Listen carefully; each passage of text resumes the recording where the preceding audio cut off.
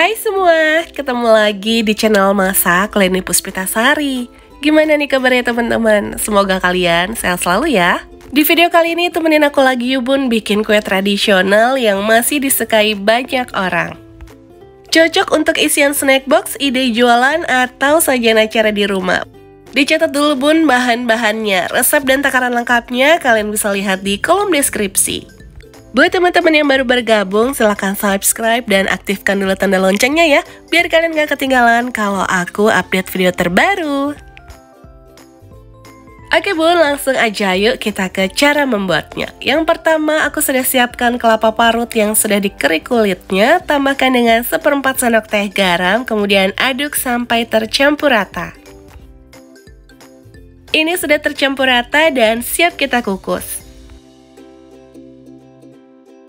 Kukus kurang lebih 15 menit atau sampai matang ya. Sambil menunggu kelapanya matang, kita siapkan cetakannya. Aku menggunakan cetakan seperti ini, kalau kalian punya yang lain bisa dipergunakan ya. Kemudian oles dengan sedikit minyak biar kuenya nanti nggak lengket. Nah ini kelapanya sudah matang bun, langsung aja kita masukin ke dalam cetakan. Ratakan dan sambil ditekan-tekan ya bun. Lakukan sampai selesai, kemudian kita sisihkan dulu. Oke bun, langkah berikutnya siapkan wadah, masukkan 150 gram gula, 2 butir telur, masukkan juga 1 sendok TSP, ini bisa diganti dengan ovalet atau TBM. Tambahkan 1 sendok teh vanili, kalau nggak ada yang cair bisa pakai yang bubuk ya. Kemudian semua bahan ini kita mixer menggunakan speed paling tinggi sampai putih mengental dan berjejak. Kalau sudah mengental dan berjejak seperti ini, kita matikan dulu mixernya. Masukkan 200 gram tepung terigu, di sini aku pakai terigu serbaguna. Masukkan juga 200 ml santan dan pasta pandan secukupnya.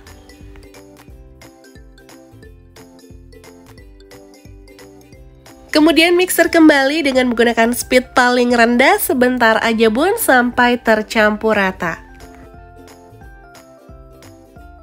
Kalau sudah tercampur, kita matikan mixernya dan lanjut aduk menggunakan spatula untuk memastikan semua bahan tercampur rata dan tidak ada tepung yang mengendap.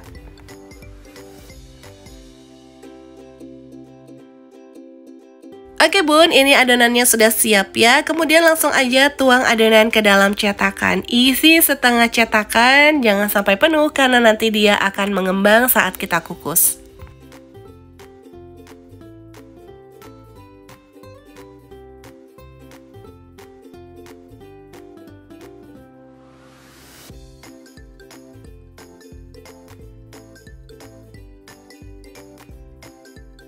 Sebelum dikukus, kita hentak-hentakan dulu biar uap udaranya bisa keluar. Untuk kukusannya sudah aku panaskan sebelumnya ya bun.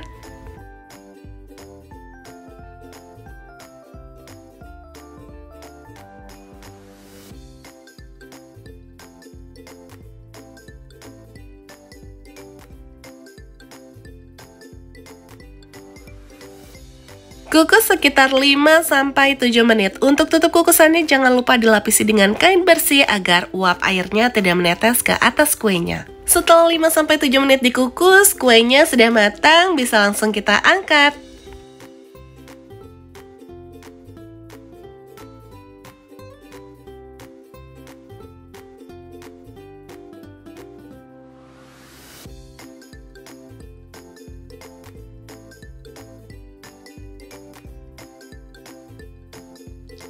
Kalau untuk jualan atau isian snack box bisa dikemas menggunakan mika plastik seperti ini atau disesuaikan dengan kebutuhan kalian ya.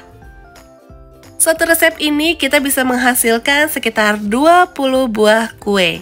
Gimana bun? Gampang kan cara buatnya? Semoga video ini bisa memberikan inspirasi dan manfaat untuk kalian semua ya.